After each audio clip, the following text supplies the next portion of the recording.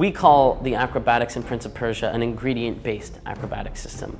What I mean by that is that there are objects in the world, which we call ingredients, that you interact within the same way every time you see them. Every time you see a column, the gameplay to enter into and eject from that column is the same. Every time you see a pole, it's the same controls to jump onto the pole and to exit from the pole.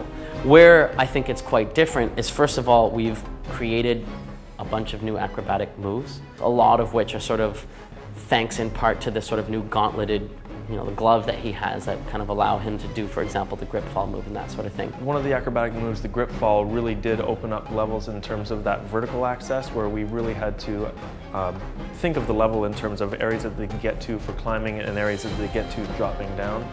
And it gave us a lot of freedom in terms of actually, instead of just building these lines that the Prince travels along, they really are these open spaces that they can explore with the different moves that the Prince can do.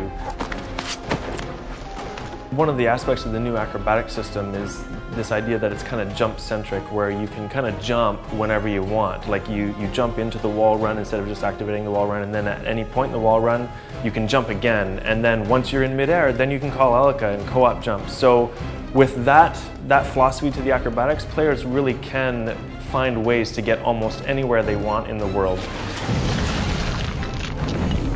The jump anywhere philosophy creates a very different sort of style of acrobatics, because even if your pathway before you is relatively linear in that, okay, I need to slide down that and then flip off that and then swing off of that and then I'm going to be at my destination, because of the freedom of the grip fall and the jump anywhere ability, you could kind of bounce your way around it in a variety of different ways, and there's a lot of opportunity for second chances if you mess up.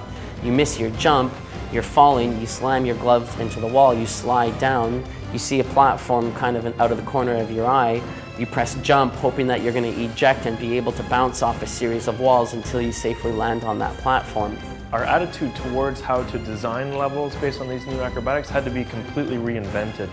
In the previous Prince of Persia trilogy, the acrobatics tended to be a little more slow and methodical, almost puzzle-like in their approach. But for this game, it really wasn't working. We have acrobatics that we wanted to be a lot more fast-paced, a lot more rhythmic, and so we had to really change our philosophy in terms of how we developed levels based on that. And so with the open world concept mixed with the acrobatic moves, we created sequences that really celebrated more that rhythmic speed as opposed to a more methodical puzzle-like approach.